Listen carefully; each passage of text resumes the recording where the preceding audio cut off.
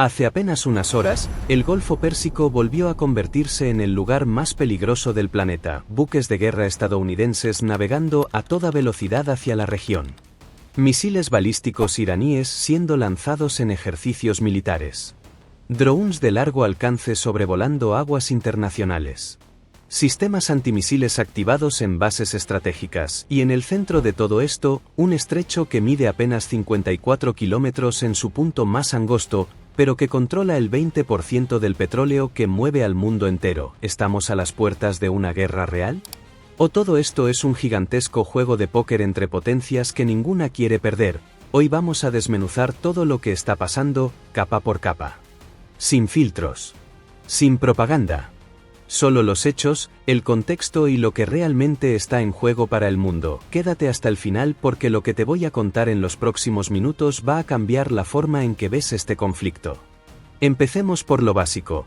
¿Qué está pasando exactamente? En las últimas horas, Estados Unidos tomó una decisión que no pasa desapercibida en ningún cuartel militar del mundo, reforzó de manera significativa su presencia naval en el Golfo Pérsico. Hablamos de destructores, portaaviones y buques de apoyo logístico. No es un movimiento improvisado. Este tipo de despliegue tarda semanas en coordinarse. Lo que eso nos dice es que Washington venía monitoreando la situación y decidió actuar. La justificación oficial es clara y calculada: garantizar la seguridad de la navegación internacional y proteger a los aliados de la región. Suena razonable, ¿verdad? Pero hay que leer entre líneas. Cuando Estados Unidos dice seguridad de la navegación internacional, está hablando en código diplomático de algo muy específico, el Estrecho de Hormuz.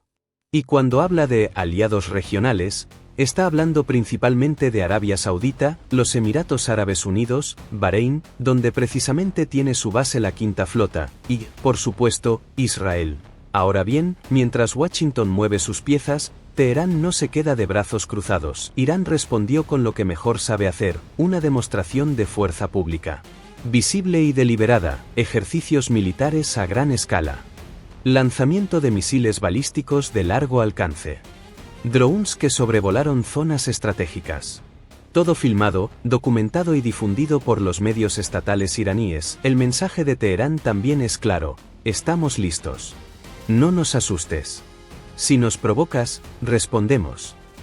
Y aquí es donde empieza a ponerse interesante, porque ambas partes están haciendo exactamente lo mismo con justificaciones completamente opuestas. Washington dice que sus movimientos son defensivos. Teherán dice que los suyos también lo son. Alguien está mintiendo. O quizás, los dos están diciendo la verdad desde su propia perspectiva. Eso, amigos, es lo que hace que esta situación sea tan explosiva. Hablemos ahora de algo que no sale tanto en los titulares pero que es absolutamente crucial para entender la gravedad de lo que está pasando: el nivel de alerta de la Quinta Flota de los Estados Unidos. Fuentes militares han confirmado que ese nivel fue elevado en las últimas horas. Para los que no están familiarizados con la jerga militar, elevar el nivel de alerta no es algo rutinario. No es como activar una alarma de incendios por precaución. Es una señal interna que activa protocolos específicos, personal en posición de combate, sistemas de armas listos para disparar, comunicaciones encriptadas intensificadas, y una cadena de mando que no puede perder ni un segundo en una emergencia. La Quinta Flota opera desde Bahrein, una pequeña isla en el Golfo Pérsico que es, en la práctica, el centro neurálgico del poder naval estadounidense en la región. Desde ahí, coordina operaciones en el Golfo Pérsico, el Mar Arábigo, el Océano Índico y el Mar Rojo. En paralelo, se confirmó la activación de sistemas antimisiles en bases estratégicas de la región. ¿Por qué importa esto? Porque los sistemas antimisiles no son armas de ataque. Son escudos. Y cuando activas un escudo, es porque crees que algo puede venir hacia ti. Eso nos dice que la inteligencia estadounidense, o al menos una parte de ella, está evaluando una posibilidad real de que Irán, o algún grupo aliado a Irán, pueda lanzar un ataque. ¿Un ataque a qué? A bases americanas en la región, a buques de guerra, a instalaciones de aliados. Las opciones son varias y todas son preocupantes. Y hay otro actor que está trabajando intensamente detrás de cámaras: Israel.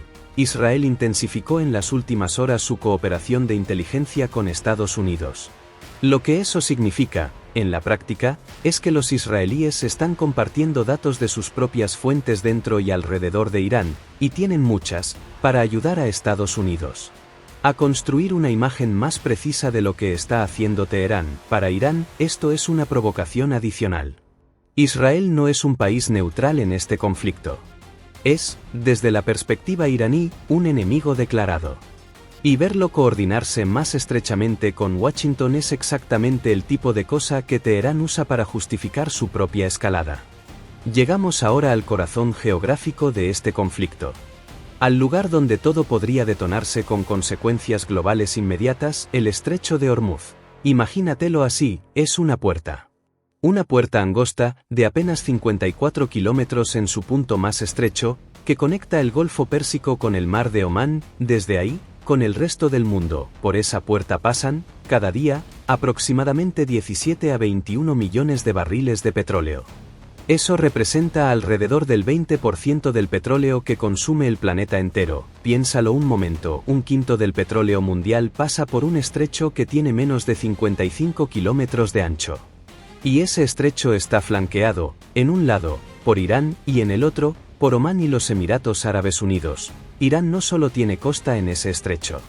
Tiene bases militares, baterías de misiles, patrulleras rápidas, submarinos, y control sobre varias islas estratégicas dentro del mismo Hormuz. Las más importantes, Abu Musa, la Gran Tumba y la Pequeña Tumba. Todas disputadas con los Emiratos, pero bajo control efectivo iraní desde 1971. Lo que eso significa en términos prácticos es que Irán tiene la capacidad física y logística de cerrar o al menos dificultar gravemente el tráfico a través del estrecho de Hormuz. Y lo sabe, y lo usa como su carta más poderosa. En múltiples ocasiones a lo largo de los años, Irán ha amenazado con cerrar Hormuz si se siente acorralado. Y aunque nunca lo ha hecho de manera completa, porque también afectaría sus propias exportaciones de petróleo, sí ha demostrado que puede generar caos, incautando buques petroleros, instalando minas, lanzando ataques con drones contra barcos de terceros países. ¿Qué pasaría si Hormuz se cerrara, aunque fuera por unos pocos días? Los analistas del mercado energético tienen una respuesta muy clara: el precio del petróleo se dispararía. Algunos estimados hablan de 150, 180, incluso $200 por barril en cuestión de horas, dependiendo de la duración del bloqueo. Eso se traduciría de manera inmediata en aumento del precio de la gasolina en todo el mundo. Inflación en el transporte de mercancías. Presión sobre economías que ya están luchando con el costo de vida. Turbulencia en los mercados financieros globales. Recesión potencial en países muy dependientes de la energía importada. Y no estamos hablando solo de países lejanos. Estamos hablando de Europa, que ya sufrió una crisis energética brutal en los últimos años. De Asia, donde Japón, Corea del Sur, China e India importan cantidades masivas de petróleo que pasan exactamente por ahí. Y de economías en desarrollo que no tienen reservas estratégicas para aguantar un shock de este tipo. Por eso el estrecho de Hormuz es lo que los estrategas llaman un choke point global. Un punto de estrangulamiento. Si se cierra, el mundo siente el dolor casi de inmediato, y Irán lo sabe perfectamente. Es su arma de destrucción económica masiva, y no necesita ni un solo misil nuclear para utilizarla. Ahora vamos a hablar de algo que muchos medios mencionan de pasada pero que merece un análisis mucho más profundo: el riesgo de una guerra por procuración. ¿Qué es una guerra por procuración? Es cuando dos potencias que no quieren enfrentarse directamente entre sí, porque ambas saben que eso sería devastador, utilizan a terceros para pelear en su nombre. Durante décadas, Irán construyó pacientemente lo que los analistas llaman el eje de la resistencia, una red de milicias, grupos armados y movimientos políticos distribuidos por toda la región que responden, en distintos grados, a Teherán. Los más conocidos son Hezbollah, en el Líbano. El grupo más poderoso, mejor equipado y más experimentado de todos. Tiene decenas de miles de cohetes y misiles apuntando a Israel. Ha combatido al ejército israelí en 2 guerras y sigue siendo una fuerza militar real. Los Huthis, en Yemen. Un grupo que empezó como un movimiento rebelde local y que hoy, con entrenamiento, armas y apoyo logístico iraní, se convirtió en un actor capaz de atacar Arabia Saudita, los Emiratos Árabes Unidos y, como vimos recientemente, buques comerciales en el Mar Rojo. Milicias iraquíes, como las Fuerzas de Movilización Popular, conocidas como Al-Hashd al-Sha'abi. Grupos fuertemente influenciados por Irán que operan dentro de Irak y que en el pasado han atacado bases estadounidenses con drones y cohetes. Grupos en Siria, que representan los brazos extendidos de la influencia iraní en ese país devastado por años de guerra. Ahora bien, ¿por qué importa todo esto en el contexto actual? Porque si la tensión entre Estados Unidos e Irán escala, la respuesta de Teherán no necesariamente va a ser directa. No va a ser un misil iraní impactando un barco americano, aunque eso también es posible. Va a ser, primero, una serie de ataques coordinados a través de estas milicias. Un ataque de los Houthis a un buque de guerra americano en el Mar Rojo. Un ataque de milicias iraquíes a una base americana en Irak. Un ataque de Hezbollah a intereses israelíes en el norte de Israel. Todo simultáneo. Todo plausiblemente negable. Todo diseñado para generar daño y presión sin darle a Estados Unidos una justificación clara para atacar directamente a Irán.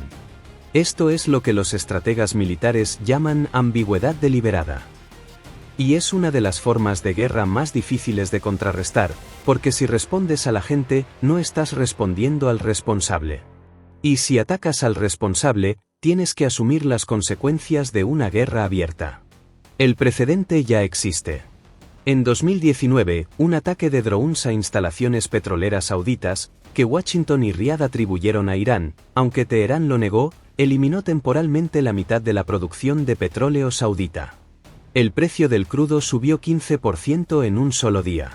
Si algo similar ocurre ahora, en un contexto de tensión ya elevada, el efecto podría ser mucho más severo. Hasta ahora hemos hablado de lo que está pasando en el campo militar y geográfico. Pero hay una dimensión que muchas veces se ignora y que es igual de importante, la política interna de ambos países. Porque tanto Washington como Teherán están tomando estas decisiones bajo una enorme presión doméstica. Y esa presión influye, más de lo que muchos creen, en cómo actúan en el plano internacional. Empecemos por Estados Unidos. El gobierno americano enfrenta presión política para demostrar firmeza. Eso no es un secreto. En el contexto político interno de Estados Unidos, cualquier administración que parezca débil frente a Irán paga un costo político alto. Los republicanos más hawkish, es decir, los más belicistas, no pierden ninguna oportunidad de acusar al gobierno de falta de liderazgo en Oriente Medio.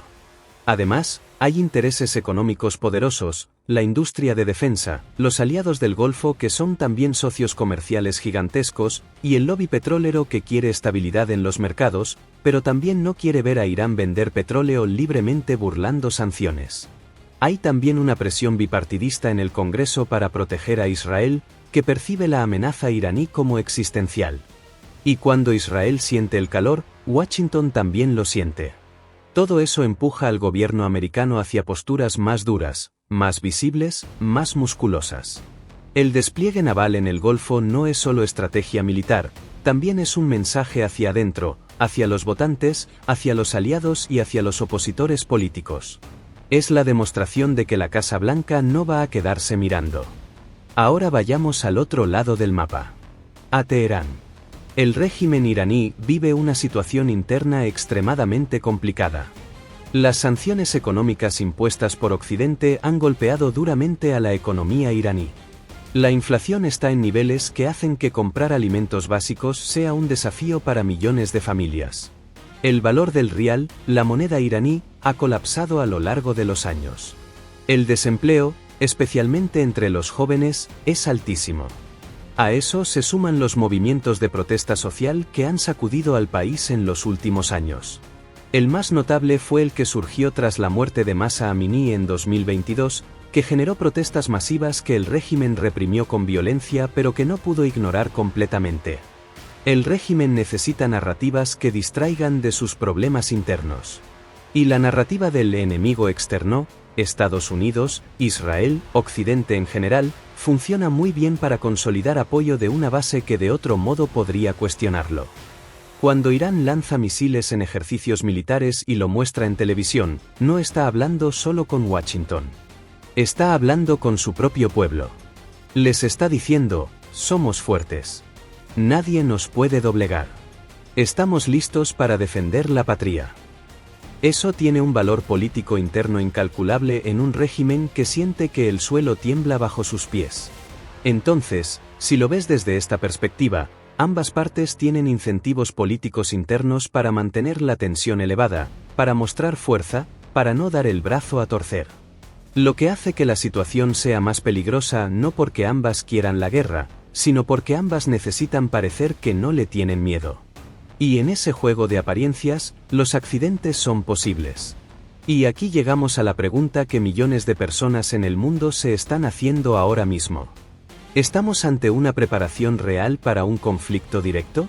¿O todo esto es una estrategia calculada de disuasión mutua? La respuesta honesta es, probablemente ambas cosas al mismo tiempo. Y eso es lo que lo hace tan complicado de analizar. Vamos por partes. Los argumentos que sugieren que esto es principalmente disuasión. Primero, tanto Estados Unidos como Irán tienen mucho que perder en una guerra directa. Y los dos lo saben. Para Estados Unidos, una guerra con Irán sería incomparablemente más compleja que las guerras en Irak y Afganistán. Irán tiene un territorio 3 veces más grande que Irak, una población de más de 85 millones de personas, y unas fuerzas armadas significativamente más avanzadas. Y, sobre todo, tiene la capacidad de disparar misiles de largo alcance contra bases americanas en la región, contra buques de guerra y contra aliados estratégicos como Israel y Arabia Saudita. El costo humano y económico de una guerra con Irán para Estados Unidos sería enorme. Y en el contexto político interno americano actual, no hay apetito popular para otra gran guerra en Oriente Medio. Para Irán, una guerra directa con Estados Unidos sería potencialmente catastrófica. Aunque tiene capacidades militares significativas, el poderío aéreo y naval americano es vastamente superior. Las primeras semanas de un conflicto probablemente destruirían gran parte de su infraestructura militar y energética. Segundo, la historia reciente muestra que ambos países han sabido manejar crisis sin que escalen a guerra directa. Hubo momentos en 2019, en 2020, cuando Estados Unidos mató al general Soleimani y Teherán respondió con ataques a bases americanas en Irak, donde el conflicto podría haberse desbordado y no lo hizo. En ambos casos hubo una decisión consciente de no cruzar ciertas líneas. Tercero, el lenguaje que usan los dos gobiernos sigue siendo el lenguaje de la contención. Garantizar la seguridad, acciones defensivas, proteger aliados. Nadie está usando la palabra guerra. Y cuando los gobiernos quieren la guerra, suelen preparar a su opinión pública con un lenguaje mucho más agresivo. Pero, ¿cuáles son los argumentos que sí generan preocupación genuina? Primero, el nivel de actividad militar en la región es inusualmente alto, incluso para los estándares de una zona que ya es naturalmente tensa. Segundo, Israel. La variable israelí es siempre un factor de imprevisibilidad. Israel tiene sus propias líneas rojas respecto al programa nuclear iraní. Si Teherán cruza ciertos umbrales en su enriquecimiento de uranio, Israel podría tomar acción unilateral, lo que arrastraría a Estados Unidos a una situación de conflicto que Washington no eligió pero de la que no puede escapar. Tercero, los accidentes. Las guerras a veces no empiezan porque alguien las planea. Empiezan porque alguien dispara sin querer, porque un barco está en el lugar equivocado, porque un dron es derribado y alguien decide que no puede quedarse sin responder. En un ambiente tan cargado como este, la posibilidad de una chispa accidental es real. Cuarto, el programa nuclear iraní. Irán sigue avanzando en su capacidad de enriquecimiento de uranio. Según los informes más recientes del Organismo Internacional de Energía Atómica, Teherán tiene material enriquecido suficiente para fabricar varias bombas nucleares si decide dar ese salto. Estados Unidos e Israel han sido explícitos, no permitirán que Irán tenga armas nucleares. Si la diplomacia falla y Teherán se acerca demasiado a esa línea, la probabilidad de acción militar preventiva sube significativamente. Entonces, la respuesta más honesta es esta. Hoy, en este momento, la probabilidad de un conflicto militar directo e inmediato entre Estados Unidos e Irán sigue siendo relativamente baja. Ambas partes prefieren la presión, las sanciones, la guerra de inteligencia y los ataques por procuración. Pero la probabilidad de un incidente, de una escalada involuntaria, de una guerra que nadie planeó pero que ninguno pudo evitar, esa probabilidad es más alta de lo que nos gustaría. Y en un mundo donde el 20% del petróleo pasa por ese estrecho, donde los mercados globales están frágiles, donde hay una docena de grupos armados listos para actuar, los márgenes de error son peligrosamente estrechos. Bien, entonces, ¿qué puede pasar en los próximos días, semanas y meses?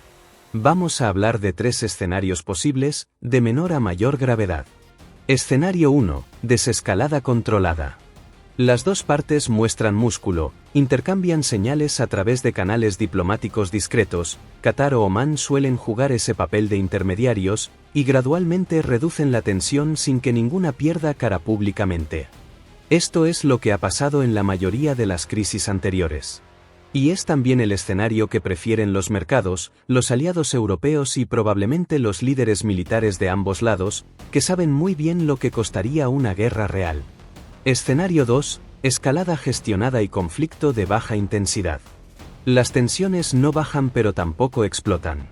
Hay ataques de milicias contra intereses americanos, respuestas americanas limitadas, operaciones de inteligencia israelíes contra instalaciones iraníes, quizás algún incidente en el Golfo con un barco comercial. El precio del petróleo sube moderadamente. Los mercados se ponen nerviosos pero no se derrumban. El mundo vive con esta tensión de fondo, como ya ha vivido con ella muchas veces antes. Este escenario es incómodo, costoso y peligroso, pero manejable. Escenario 3, escalada incontrolada. Un incidente serio, un barco americano dañado o hundido, un ataque a una base con víctimas mortales significativas, una acción israelí directa contra infraestructura nuclear iraní, desencadena una respuesta que ninguna de las partes puede detener fácilmente. Irán cierra o intenta cerrar Hormuz. Estados Unidos responde militarmente de manera directa. El precio del petróleo se dispara. Los mercados globales colapsan. El conflicto se expande a través de las milicias regionales. El Líbano, Siria, Irak, Yemen, todos se convierten en escenarios activos. Este es el escenario que todos quieren evitar. Pero cuanto más se prolonga la tensión sin resolución, mayor es la probabilidad de que algo salga mal. Antes de cerrar, quiero hablar de algo que quizás te parece lejano pero que en realidad te toca de cerca, aunque vivas a miles de kilómetros del Golfo Pérsico. ¿Qué impacto tiene todo esto para el resto del mundo? ¿Y específicamente para América Latina? La respuesta corta es, mucho más de lo que parece. En primer lugar, el precio del petróleo. Latinoamérica es una región con economías muy diversas en términos de su relación con el petróleo. Países como Venezuela, México, Brasil, Ecuador y Colombia son exportadores. Para ellos, un precio alto del petróleo puede traer ingresos adicionales en el corto plazo. Pero la gran mayoría de los países latinoamericanos son importadores netos de energía. Chile, Centroamérica, el Caribe, Uruguay, Paraguay, todos dependen del petróleo importado. Si el barril se dispara, el costo de transporte, de electricidad, de producción agrícola, todo sube. Y cuando todo sube, la inflación regresa. Y cuando la inflación regresa en economías que ya están golpeadas, son los sectores más vulnerables los que más sufren. En segundo lugar, los mercados financieros. Una crisis en el Golfo Pérsico genera fuga de capitales hacia activos de refugio, el dólar, el oro, los bonos del Tesoro americano. Eso significa salida de capitales de mercados emergentes, lo que presiona las monedas latinoamericanas a la baja y encarece la deuda externa. Para países que ya tienen dificultades con su deuda, eso puede ser el empujón que los lleva a una crisis más profunda. En tercer lugar, el comercio global. Si el estrecho de Hormuz se vuelve inseguro o si hay un conflicto activo en la región, las rutas marítimas se reconfiguran, los seguros de los buques aumentan, los tiempos de entrega se alargan. Todo eso tiene un costo que eventualmente paga el consumidor final, en cualquier parte del mundo. Así que no, esto no es un problema solo del Medio Oriente. Es un problema global. Y Latinoamérica, conectada al mundo por sus exportaciones de materias primas y su dependencia energética, está mucho más expuesta de lo que los titulares locales suelen mostrar. Llegamos al final de este análisis y quiero dejarte con una reflexión. Vivimos en un mundo donde las crisis geopolíticas ya no ocurren en lugares remotos y aislados. Cada conflicto, cada tensión, cada movimiento de una flota naval en un estrecho que quizás nunca visitarás en tu vida, tiene el potencial de llegar hasta tu bolsillo, hasta el precio de la canasta básica, hasta las tasas de interés de tu crédito. La geopolítica ya no es solo cosa de diplomáticos y generales. Es algo que nos afecta a todos. Lo que está pasando en el Golfo Pérsico en este momento es una de esas situaciones que pueden quedarse en un juego de presiones mutuas y resolverse sin mayor drama.